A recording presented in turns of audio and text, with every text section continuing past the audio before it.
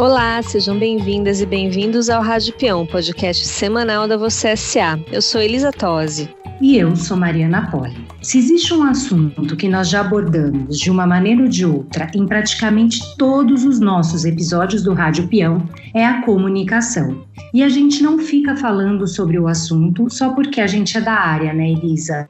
Nada disso, Mari. Nós falamos porque a comunicação tem o poder de transformar o ambiente de trabalho, para o bem ou para o mal. Para você ter uma ideia, as empresas perdem, em média, 62 milhões de dólares ao ano por causa de mal-entendidos entre os funcionários, de acordo com uma pesquisa da consultoria Holmes PR. E a crise do coronavírus parece ter aflorado os problemas de comunicação.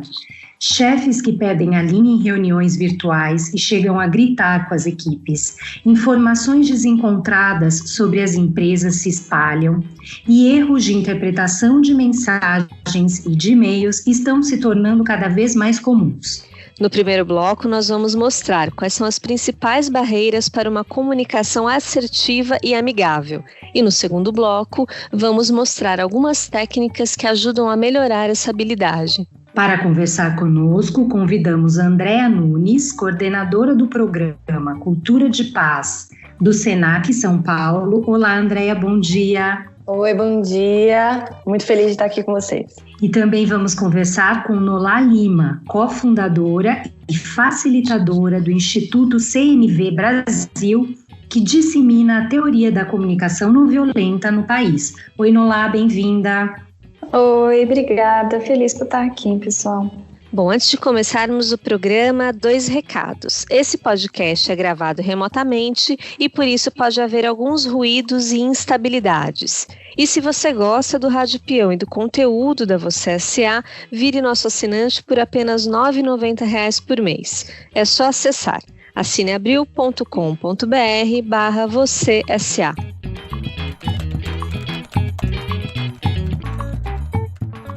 Como nós dissemos na abertura, Nolá e Andréa, a gente tem recebido muitos relatos de profissionais descontentes com a comunicação, principalmente da liderança, desde que a crise do coronavírus e o isolamento social começaram. Alguns leitores dizem que os chefes estão irreconhecíveis de tão grosseiros que eles ficaram.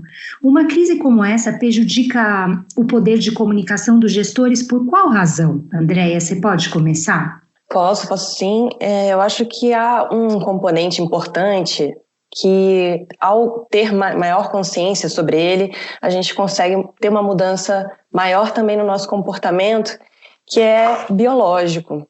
O nosso cérebro, ele é rodeado assim, por hormônios, né, que facilitam os neurotransmissores a oferecerem informações necessárias ao pensamento, à tomada de decisão.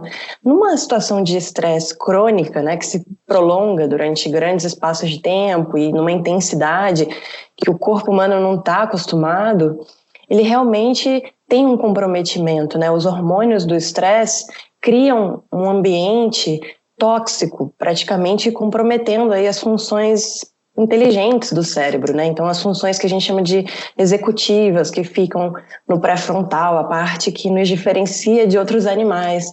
Então, a memória, o comportamento explosivo, né? O controle de impulsividade, que eles chamam de controle inibitório, fica comprometido, além de pensamento complexo, estratégico, né? Então, todas essas funções que são tão importantes para esse momento, para como você adaptar a sua comunicação ao outro, que também está em vulnerabilidade, que também está numa situação de estresse, fica quimicamente comprometido.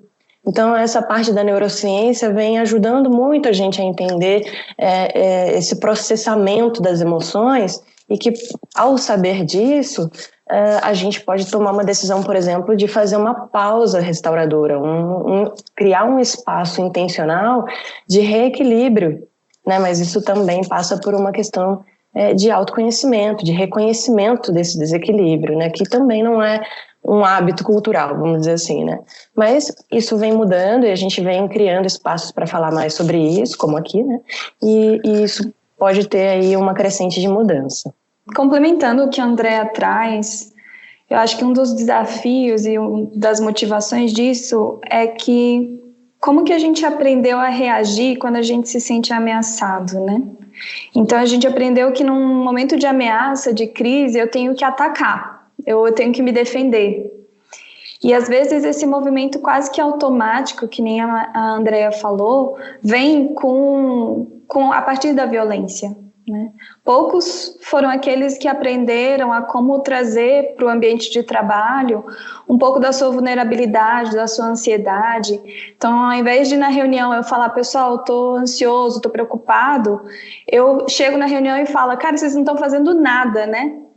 Então, ao não me vulnerabilizar, ao não trazer o que está acontecendo comigo, que toca essa parte do autoconhecimento, né, que foi o que a Andrea trouxe, eu acabo utilizando de formas de comunicação que não mostram o que está acontecendo comigo e muitas vezes me distanciam daquilo que eu realmente quero.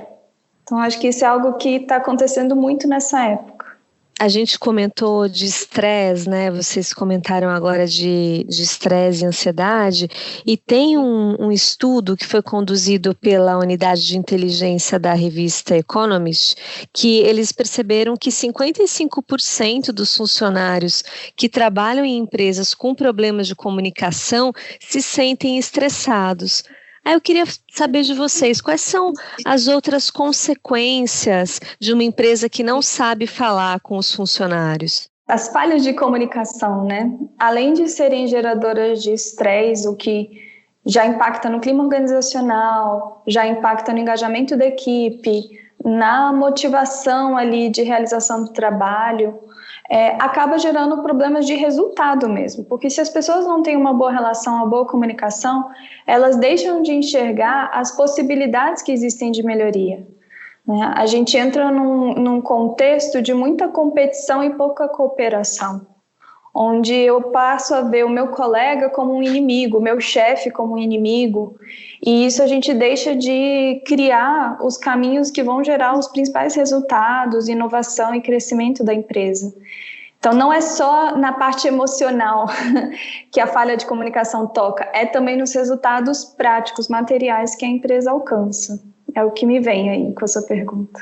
Complementando, hoje, né, assim, a gente tem um dos maiores desafios, que é um recurso que exige da gente certo esforço em aprender, que é dialogar. Dialogar com D maiúsculo, vamos dizer assim, né? Não é só a gente falar, saber escolher bem as palavras, o momento de falar, mas é também ouvir e saber levantar o julgamento no momento certo e trazer ele à tona para um julgamento equilibrado e assertivo. Então, essa percepção é muito importante, faz parte desse aprendizado. Mas é esse processo, é esse conjunto de habilidades que vai justamente fazer com que a gente supere o conflito que é inerente à diversidade de pessoas, né? Então, a gente também vê várias pesquisas já corroborando a ideia de diversidade, pluralidade de ideias, no sentido de ter um maior potencial de inovação, de criatividade, mas se você não tem os mecanismos para realmente construir essa inovação a partir desse diálogo, dessa exposição de ideias, dessa expressão, ele não acontece. Na verdade, ele pode até ir descambando, né, escalando para o conflito mesmo e para a própria violência, seja ela verbal, psicológica, simbólica, né, e em última instância aí a física, que infelizmente a gente até já ouve falar em alguns ambientes empresariais. Mas, então, eu acho que nesse sentido a empresa perde muito, né? Não só em termos de produtividade, de inovação e de encontrar aí novos caminhos e mercados que possam trazer bons resultados, mas também na convivência. Então, como a Nola falou, né, essa capacidade de você falar da sua vulnerabilidade também pode gerar um espaço de negociação e de combinados sobre o que a gente acha que são comportamentos que podem promover esse processo de inovação, de criatividade, de cocriação, né, essas regras da convivência, e o que são comportamentos que atrapalham esse processo. Então, o ideal é a gente antecipar e antes desses espaços, desses grupos de trabalho, desses diálogos acontecerem, a gente tem essas regras, esses critérios muito bem definidos, combinados antes, mas ao longo de todo o processo também vale a pena revisá-los, porque a gente também vai aprendendo com o processo e com os diferentes perfis ali, os diferentes talentos das pessoas. Então, acho que tudo isso pode promover bons resultados, redução de estresse, maior engajamento, maior até assim, fidelização, né? Porque hoje a gente tem um desafio da atividade profissional, que é a manutenção das pessoas, né, na empresa. Então, acho que vale a pena investir nesses recursos. Você falou dos comportamentos que atrapalham a comunicação. Eu queria, para fechar o bloco, que vocês falassem sobre isso, né? O que atrapalha a comunicação dentro das organizações? Quais são os principais entraves que as empresas enfrentam, né? As empresas, os líderes e também os subordinados enfrentam na comunicação dentro das organizações. Na comunicação não violenta, a gente fala dos 4Ds, que são formas de linguagem que aumentam as chances de haver uma desconexão, né? Esses 4Ds vêm do inglês, então a tradução não é necessariamente com 4Ds, mas um dos principais tem a ver com o quanto a gente julga.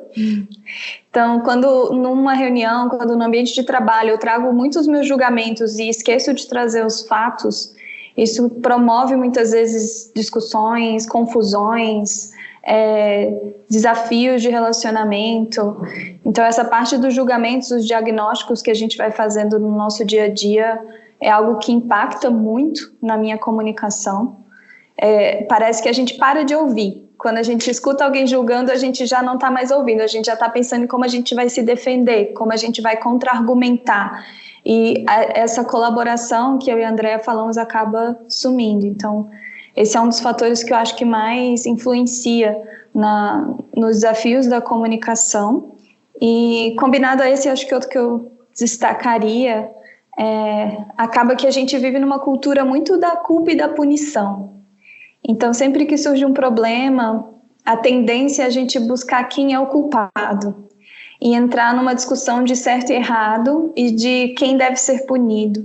E isso atrapalha muito, tanto a condução da reunião, que acaba ficando morosa, longa, quanto o problema em si, que ao invés da gente olhar para o desafio, olhar para o que tem que ser feito, fica aí um desgaste nessa busca pela culpa, nessa busca por quem tem que ser culpado.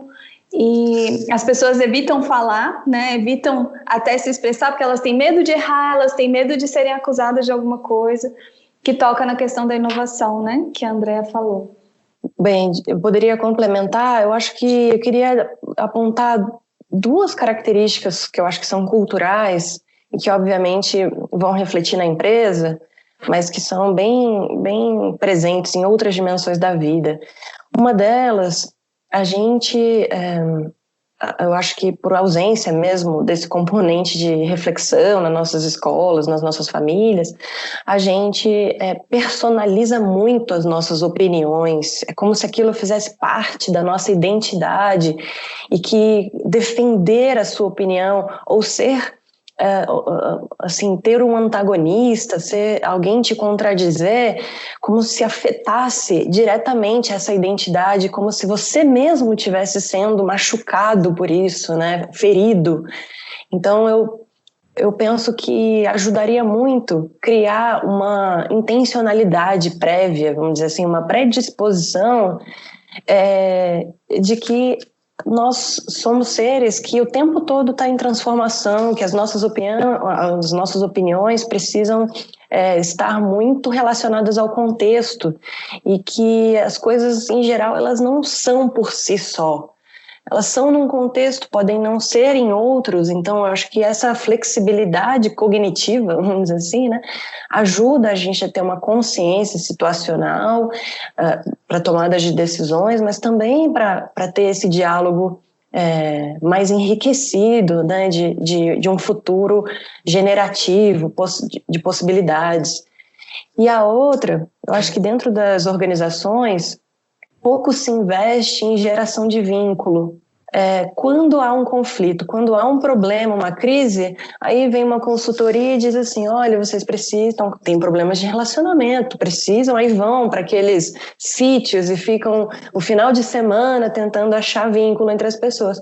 E não precisaria chegar a esse ponto. Eu acho que precisaríamos ter aí como um componente importante de investimento que depois será reduzido em tempo de conflitos, em reviravoltas, aí, em retrabalhos, que é essa possibilidade de, todos os dias, criar espaços para a gente se conhecer, conhecer os talentos um do outro, o que o outro precisa desenvolver, se dar feedbacks, se ajudar, e isso vai criando uma rede de colaboração que vira um hábito com o tempo, né? Então, gostaria que isso fosse algo assim, mais valorizado no ambiente corporativo.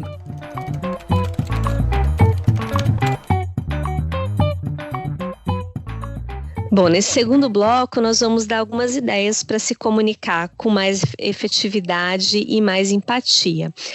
Nola, você comentou no primeiro bloco de algumas questões da comunicação não violenta. Eu queria que você explicasse um pouco mais esse conceito e também mostrasse por que essa teoria devia ser usada nas empresas e na vida mesmo dos profissionais. Sim, Elisa. A comunicação não violenta, a gente chama carinhosamente de CNV.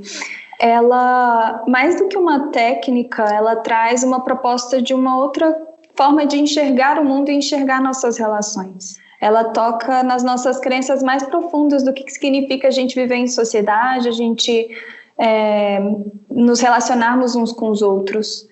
Então, ela tem esse princípio que vem aí, o Marshall Rosenberg, que foi o sintetizador da comunicação não violenta, ele trouxe de Gandhi, Martin Luther King, ele trouxe da economia vários elementos que construíram a CNV.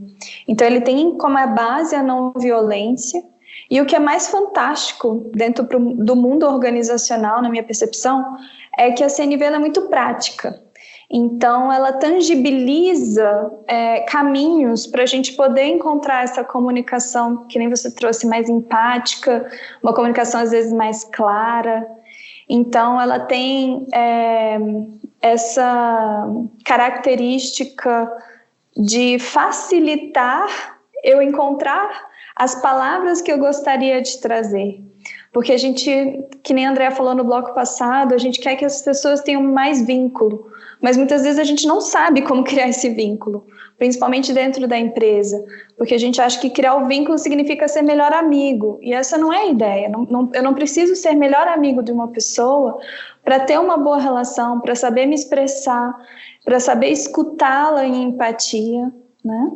Quando a gente fala da CNV dentro do mundo organizacional, eu acho que é uma das ferramentas, né, que mais podem contribuir para os funcionários aprenderem a se comunicar. A gente nasceu, aprendeu matemática, aprendeu português, mas a maioria de nós não aprendeu a como nos relacionarmos uns com os outros. A gente é lançado no mundo e fala assim: se relacione, converse, faça amizades, seja um bom profissional. E a gente ainda não tem técnicas e ferramentas e conceitos que apoiam nessa comunicação. Você consegue dar um exemplo, Nola, de uma situação que estava com uma comunicação violenta e que se tivesse sido usada a ferramenta da CNV teria sido diferente? Eu acho que um contexto em que acontece isso bastante é no contexto de feedback. Então, a nossa tendência, muitas vezes, no momento do feedback, é a gente trazer algo no sentido de: olha, eu acho que você está meio desmotivado, eu preciso que você tenha mais participação, você está precisando estar mais presente e mostrar mais a sua dedicação aqui na empresa. É interessante porque isso parece não ser violento, porque a pessoa não gritou, a pessoa ela não usou de palavras baixas, mas esse tipo de feedback gera na outra pessoa muitas vezes uma confusão, né? Uma sensação de que ela está errada, de que ela não... uma falta de clareza do que está querendo ser dito. E é diferente de eu trazer, dentro da CNV a gente tem aí 4 elementos, né? Que são a observação, sentimento, necessidades e pedidos. Nesse contexto de feedback, eu colocar, eu queria conversar contigo porque é a 3ª vez que a gente marca uma data para você entregar um relatório e você entrega numa data diferente do que a gente combinou. Então, eu estou um pouco preocupado. Para mim é importante a nossa confiança. Você poderia me contar qual foi o desafio que você teve em cumprir os prazos que a gente combinou? Quando eu trago dessa forma, eu estou focando em observações, eu estou trazendo o que é importante para mim aqui e estou fazendo um pedido claro para o outro. Eu achei bem interessante porque o seu primeiro exemplo de comunicação violenta não parece violento. A gente tem que parar para pensar de que está realmente talvez afetando o outro de uma forma que o líder nem saberia que ele está afetando, né? Porque ninguém está gritando, ninguém está sendo desrespeitoso. Então, eu achei muito interessante esse exemplo. Esse é um dos mitos, né, da CNV. Quando a gente leva um treinamento para empresas, isso é algo que a gente faz bastante, vem aquilo, mas eu não grito, mas eu não sou mal educado, mas eu não xingo ninguém, né? Por que eu estou fazendo esse treinamento? E quando a gente começa a trazer esses conceitos, né, da violência como sendo aquilo que eu falo que promove no outro a experiência de culpa, medo ou vergonha. Eu posso estar falando num tom de voz super calmo, mas a experiência que o outro está tendo com o que eu digo é uma experiência de violência, né? Então, realmente é um ponto importante de se destacar. É isso mesmo, às vezes coisas que a gente fala calmamente, né, mas podem doer mais do que se a gente tivesse gritado, né? E Andréia, você coordena no Senac um programa que estimula a paz nas empresas e hoje parece difícil encontrar uma companhia que esteja em harmonia, né? Porque a gente está vivendo um momento sem paralelo na história recente de muita insegurança, muita incerteza e, como diversos leitores têm nos relatado, muitos conflitos também. E eu queria saber quais são os seus conselhos para disseminar a paz nessas equipes nesse momento. Eu acho que o primeiro passo é cuidar das pessoas, né? Em especial do seu equilíbrio emocional. Então, nós também temos dentro do programa Cultura de Paz um fundamento muito especial para a comunicação não violenta, mas a gente trabalha antes dele o fundamento da educação emocional, porque passa por um processo de se reconhecer. Então, eu estava ouvindo a Nola falar e pensando como é importante a gente entender o que a gente quer. Porque para a gente se expressar e para a gente escolher dizer isso ao outro e saber o tanto que eu posso negociar ou não essa necessidade, eu preciso saber exatamente o que eu quero. E para saber o que eu quero, eu preciso observar, entender e me familiarizar com as minhas emoções. São as emoções que são as mensageiras das nossas necessidades. E a gente não tem uma cultura que dá espaço para isso, muito menos num ambiente empresarial, organizacional. Então, penso que se a gente tem uma oportunidade de abrir espaço para isso, e eu acho que algumas empresas realmente se dedicaram a isso, a ouvir, às vezes até de forma individual, né, esses funcionários, para saber como eles estão passando, inclusive aspectos além do trabalho, né? Porque agora com o trabalho remoto ficou bem fluido, né? As demandas perpassam aí trabalho, as questões domésticas, filhos, cuidados com outras pessoas, enfim, a preocupação com os idosos, a preocupação com o país. Então eu vejo mesmo, acho que se a gente pudesse manter esse aspecto, assim, né? Esse hábito de futuramente, né, continuar perguntando genuinamente para as pessoas como elas estão e cuidando disso, né, com ações de atendimento psicológico quando precisar, ações de atendimento jurídico quando precisar, mesmo apoiar e mediar as denúncias de violência doméstica, se a empresa for procurada, né, pela pessoa que estiver sofrendo essa violência. Então, como que a gente intermedia isso, né, acolhe, abriga, se for o caso, temporariamente, que é uma das questões bem presentes aí, né, em função do confinamento. E outros atendimentos, né, assim, a questão da saúde financeira, porque tudo isso, no fim das contas, vai interferir na dedicação desse profissional ao seu trabalho, na capacidade dele raciocinar, criar, porque é um momento de crise que é preciso criar novos caminhos, perceber o momento presente, os desafios, as ameaças e também as oportunidades que estão presentes nesse momento. E para isso você precisa estar bem equilibrado emocionalmente, para conseguir enxergar esses recursos, essas variáveis, né, essas forças que estão presentes nessa complexidade que é totalmente nova e inédita. Então eu acho que esse seria o primeiro passo. E depois, como falei antes, né, esses processos de vínculo entre as pessoas, porque é na interação que a gente aprende, né? Eu posso ter um super cuidado e um investimento enorme no meu desenvolvimento, mas na hora da ação e da interação é que eu realmente tenho um termômetro se eu estou de fato alinhada, né, ao que eu refleti, ao que eu tracei como um plano aí, uma meta, se eu estou conseguindo agir dessa forma. Não é tão simples, né, e da reflexão para a ação. Então é na interação que a gente aprende, é na capacidade de ouvir o outro, de perceber como a gente está impactando o outro.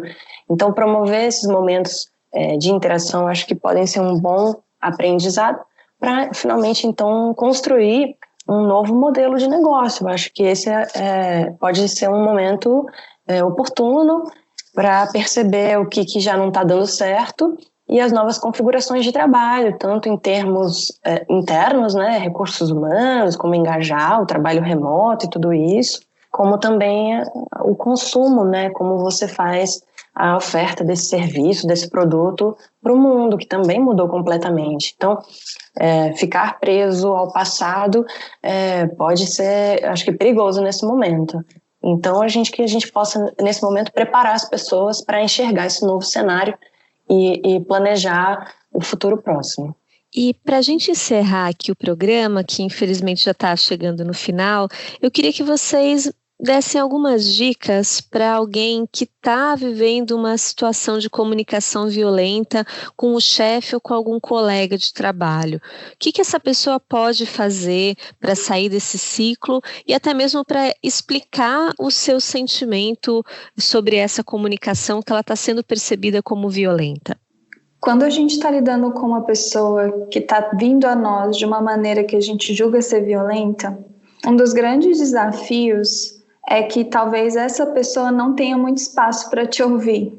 E dentro da CNV a gente fala da importância de, antes de uma conversa difícil, primeiro eu me compreender, que é algo que a Andréa trouxe, então eu ter um momento para entender o que de fato essa pessoa faz ou diz que me deixa acreditar que ela está sendo violenta, então ter clareza dos fatos, dos meus sentimentos, do que é importante para mim. Às vezes eu buscar uma terceira pessoa que não está envolvida para me escutar, para eu poder ter ali um espaço de escuta empática, de desabafo, para eu ter a gente fala o espaço interno no diálogo com essa pessoa que eu estou tendo uma dificuldade de relação, eu conseguir criar ali um contexto de experiência para ela, onde eu quero compreendê-la, eu me importo com a nossa relação, eu não estou ali para mostrar que ela está errada e eu estou certa, eu estou ali porque eu quero cuidar da forma como a gente se comunica no trabalho,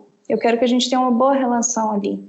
Então, acho que a minha dica seria para essa pessoa primeiro buscar se entender, buscar ter empatia de outra pessoa para ir para essa conversa com mais recursos e com mais capacidade de escuta. Eu aconselharia também, nesse processo de autoconhecimento, primeiramente, fazer a pausa restauradora, que eu mencionei antes. A gente usa essa expressão para falar de um momento de autorresgate, de autorrecuperação, para que, quando esse diálogo for aberto, a mente esteja clara, né, haja uma clareza mental sobre que emoções são essas, as quais necessidades elas estão conectadas e o que eu vislumbro em termos de futuro para um acordo de convivência. E aí, para isso, eu preciso estar bem equilibrada, não posso estar sem conseguir ouvir o outro, né, que é, infelizmente, uma das características do estresse. Então, para isso, eu preciso me empoderar, fazer uma pausa, fazer algo que eu gosto, que me recupere, que me dê algum bem-estar, que reequilibre esse mal-estar que está predominante. Só então eu consigo criar o espaço propício para isso, com o tom de voz propício e a partir desses princípios que a Nola comentou. Então eu preciso nas entrelinhas ou até explicitamente dizer ao outro que aquela relação é importante, que ele é importante e que o meu objetivo ao abrir o jogo é cuidar dessa relação, porque ela se torne mais sustentável a longo prazo. Acho que isso é o principal para não criar no outro um estado de defensiva, né? E aí, estar aberto também ao ouvir o outro. Você pode iniciar o papo, talvez com algum palpite, vislumbrando que necessidade também está por trás do comportamento do outro que faz ele ser violento. Ou seja, a que necessidade ele está satisfazendo ao agir dessa maneira? Ou vislumbrar, né? Nossa, que experiências essa pessoa passou para ela aprender que falando dessa maneira ela não está machucando alguém ou atingindo o seu objetivo, né? E aí com isso a gente cria essa conexão, essa empatia, né? E essa curiosidade sobre o outro. Então você vai chegar e você pode falar as 4 etapas da comunicação não violenta, o fato, a emoção, a necessidade e fazer um pedido concreto, mas você precisa também estar preparado para ouvir o que o outro tem a dizer. Ele também vai falar das necessidades que ele tem, ele também vai falar das emoções que ele tem, talvez numa linguagem ainda violenta, né? E a gente tem que estar preparado para ir mentalmente traduzindo isso, não se ofender novamente, para não se desequilibrar, e com essa curiosidade de colocar abstratamente quais são essas necessidades de ambas as partes, e com isso tentar achar alternativas, né, estratégias que possam, talvez terceiras, né, que atendam a ambos de alguma forma e saia daí uma relação em que ambos se sentem felizes e satisfeitos. Andréa, você falou da pausa restauradora, eu só fiquei curiosa, como que pode ser feita exatamente essa pausa restauradora? Pode ser feita uns minutos antes de uma conversa? O que é a pausa restauradora que você citou 2 vezes aqui? A gente pode pensar nela em 2 dimensões. A primeira, num momento de crise. Então, você vai ter 10 segundos, né? As pessoas falam, conta até 10, ou você vai dar uma volta no quarteirão, você vai respirar fundo por 1 minuto, ou você vai tomar uma água, você vai se distanciar temporariamente do elemento estressor. Então, você precisa fazer isso para que não haja uma resposta, uma responsividade explosiva do cérebro, né? É o sequestro emocional, quando, enfim, mecanicamente, né, as emoções e a resposta emocional não passa por toda a circuitaria necessária para uma ponderação e uma resposta mais assertiva e sustentável e ética e inteligente. Então, é uma questão biológica de novo, que a gente precisa, ao ter conhecimento, fazer essa pausa. Agora, a gente não sabe quando esses momentos vão acontecer, e então é importante colocar de uma maneira regular no calendário esse autocuidado e se conhecer, saber quais são as atividades que me restauram, que me devolvem para o meu eixo, que relembram quem eu sou, os meus valores, né? E diante de um contexto de constante alarmismo, tragédia e endurecimento, né? Violações e privações. Então, como que eu me devolvo para o meu eixo e escolho temporariamente, como eu falei, me gerar algum outro bem-estar, que também pode ser atendendo a outras necessidades, né? Que são muito fortes na condição humana, como pertencimento, afetividade, carinho, escuta, né? Então, muita gente recorrem à família nesses momentos, outras pessoas não recorrem à família, para algumas pessoas é estar num espaço de silêncio, para outras pessoas vai ser ir num lugar com um turbilhão de pessoas e barulho, e é uma coisa então muito individual, que cada um vai ter que se perguntar e que também vai mudar conforme a circunstância. E aí eu queria trazer um aspecto que é a restrição de deslocamento que a gente está agora, né? Então essas atividades aí de prazer, vamos dizer assim, de satisfação e de bem-estar, podem realmente ter tido aí um arco reduzido. Então, o convite que eu faço para aqueles que ainda não se sentem tão confortáveis é o dos exercícios de respiração, da própria meditação. Existem várias formas de meditação que ajudam a gente, primeiro, a fazer uma prática que a gente fala, a prática da enfermaria, né? Que então é colocar foco no presente, olhar para a respiração e para o corpo em si, para o presente, né? Onde não existe confusão. E isso, nos momentos de crise, é muito importante e muito eficaz. Há outras meditações que oferecem para a gente um estudo de nós mesmos, vamos dizer assim. Então, eu vou estudar meus conteúdos mentais, eu vou entender os meus padrões, quantas vezes o pensamento vem, que pensamentos vêm, que emoções. E com o tempo a gente vai aprofundando cada vez mais esse conhecimento interno, né? E há outras meditações que são de nutrição. Então eu tenho meditações temáticas, vamos dizer assim, né, que trazem pra gente qualidades do coração. Então a bondade, o amor, a compaixão, a equanimidade, enfim, coisas que podem assim nos gerar uma aspiração, um estado emocional de bem-estar interno, em que você não dependa de nenhum fator externo para isso. Então acho que esse é um momento em que a gente tem poucos fatores externos possíveis da gente explorar em função das restrições de deslocamento, como, né, um passeio no parque, ou tomar um sol, né, coisas assim que normalmente ajudam a gente a ganhar um fôlego, né, a oxigenar o nosso cérebro. Então que a gente faça aí uma tentativa. Sei que não são todas as pessoas que são adeptas e que sentem essa facilidade, mas de fazer alguns exercícios para ficar mais protagonista, mais autônomo nesse processo de pausa restauradora.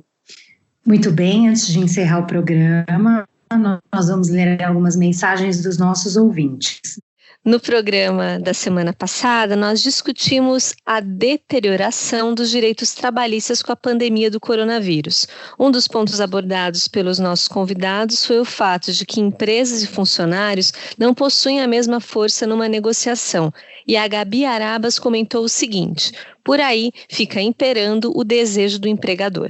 Eu agradeço a presença das nossas convidadas. Andréia, muito obrigada por conversar com a gente hoje. Eu que agradeço a possibilidade de fazer esse tema, de disseminar um tema que eu acho que é tão importante, que pode nos levar a um futuro tão melhor. E Nolá, obrigada também pela presença e pelas colocações. Obrigada, pessoal. Eu acho que é uma grande oportunidade de continuar falando sobre esse tema, principalmente no mundo corporativo. Obrigada, Andréia. Obrigada, Nola. Esse podcast teve produção minha, Elisa Tosi, a edição sonora é de Rafael Bertazzi e a trilha é de Chico Labels. Mande seus comentários pra gente nas redes sociais ou no e-mail podcast@vocesa.com.br. E lembre-se, se puder, fique em casa cuidando de você e dos seus familiares. Se precisar sair, use máscara e higienize sempre as suas mãos. Semana que vem nós voltamos a nos encontrar. Até a próxima quarta-feira.